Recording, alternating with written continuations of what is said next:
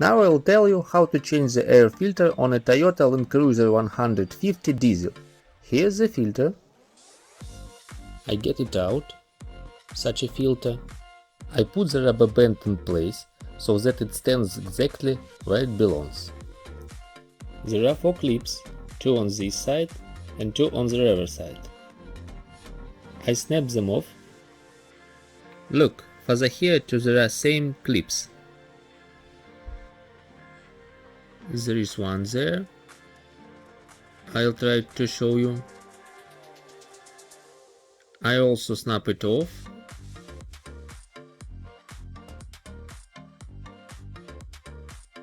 Let's lift it up.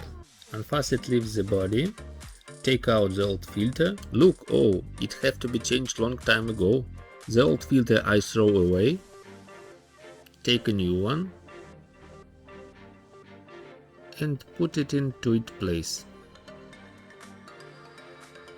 Set the rubber band evenly, so that it doesn't get off the filter.